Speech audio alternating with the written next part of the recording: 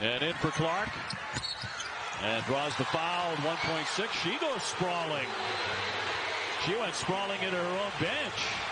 And it looks like that was whistled intentional without even reviewing it, even though they will be taking a look. Here's Caitlin Clark going, and Nicholson giving her an extra curricular two-hand shove.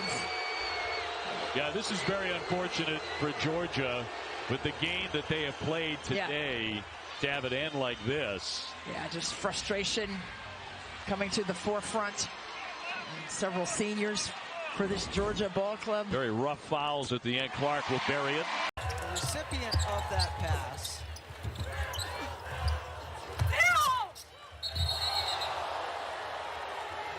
Man, frustrated that a foul wasn't called, has just been assessed a technical foul.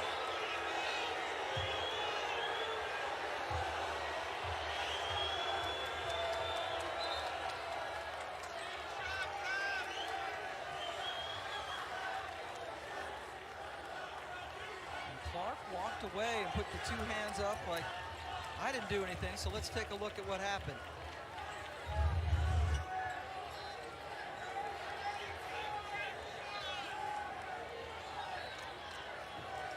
Well, you mentioned it, Cody McMahon frustrated. She didn't get the foul call, just extends that arm and pushes off.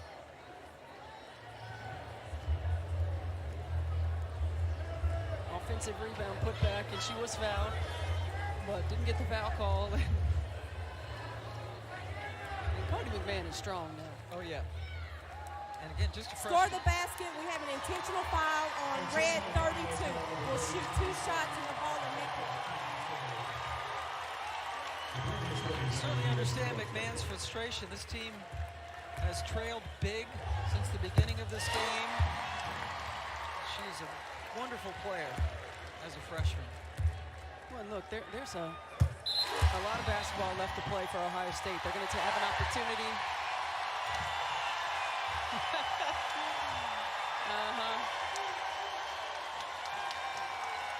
Another 30-point triple-double for Caitlin. Has it picked off by Miller. Miller tries to sidestep Clark. Offensive foul. And Clark is slow to get to her feet.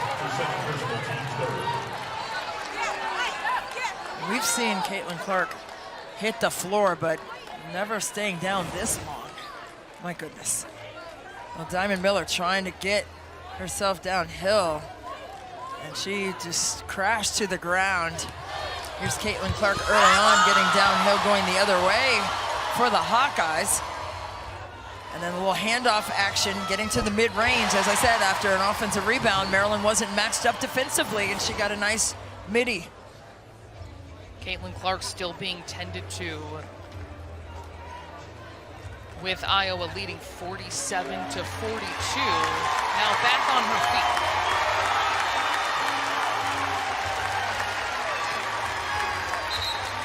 Stick around for the State Farm halftime report. Inside, McDaniel draws a double, forced it up, rims it off. Another missed layup, and Caitlin Clark is hurt.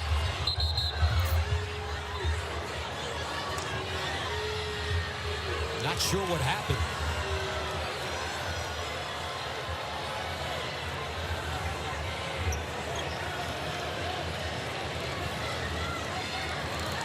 And she walks to the sideline on her own. She may have taken an elbow inside. I'm not sure. Let's see.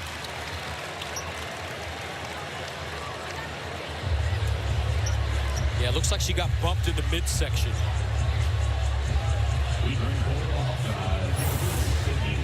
Maybe by McDaniel.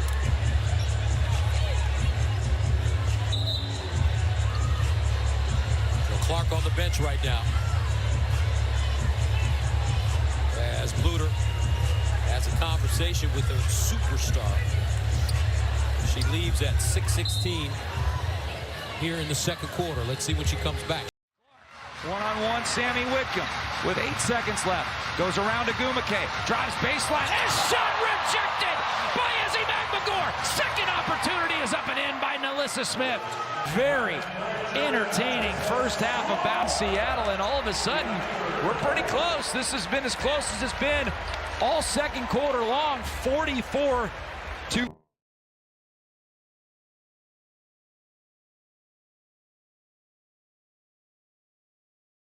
Kicking it out, Evans fakes the 3, takes the 2, and knocks it down. A lot of contact from Reese on Clark underneath, no whistle. Well, not a flagrant foul, penalty 1, which it probably should have been upon review, at least by our account. This, you could have gotten Reese for a personal, but can also see that being a no call. Good no call? 50-50? 50-50.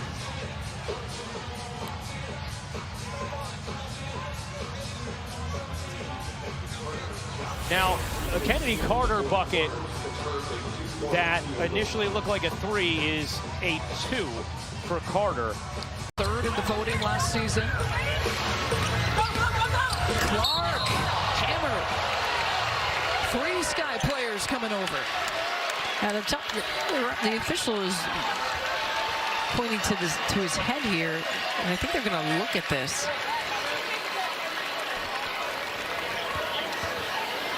To review it. The foul, I believe, to Angel Reese. Yep, across the head, and they will go to the monitor to review this one. Yeah, that's right. Reese is being reviewed for possible upgrade to a flagrant. I think it'll be upgraded here.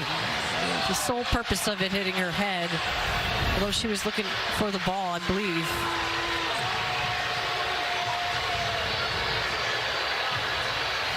Eric Burton's the crew chief. Fatu Sissoko Stevens is going to renew. Your officials today. Anytime the head is hit, they usually call it. And, you know, she gets her really hard there. Any contact above the shoulders is an automatic review for these officials. A common foul as of now for Angel Reese. Her 3rd in the game.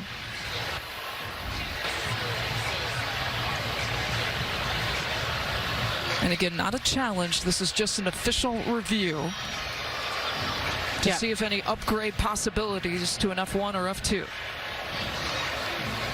Definition of a flagrant 1 has to be... Certainly not an F2 here, but you said, Lisa, I'll let you explain it. Excessive. The F2 definition would be unnecessary and excessive.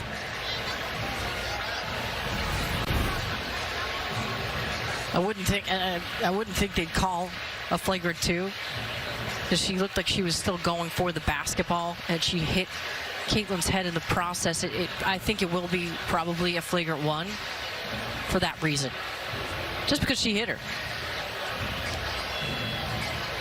It's not always intent. It's what actually happens. Yeah, they can't measure intent, so they're looking at the windup and the follow through.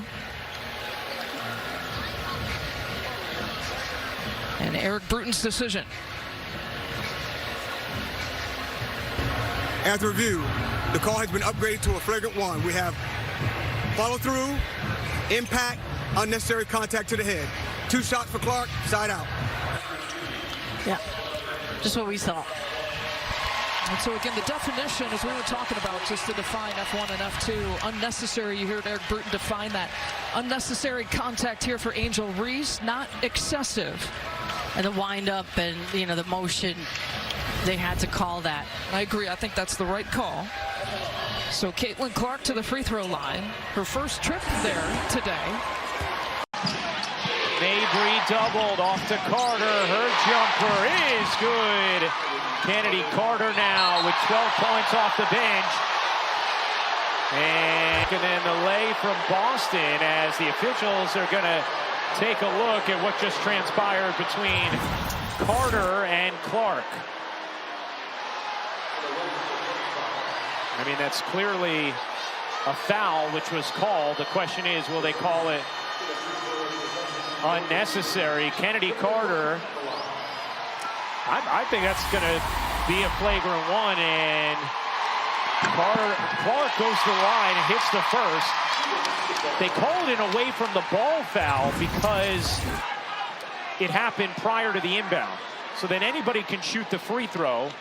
Of course, Indiana would have Clark as a great free throw shooter shoot it. A little surprised that it's nothing more than a common foul beyond that. But Clark hits the free throw.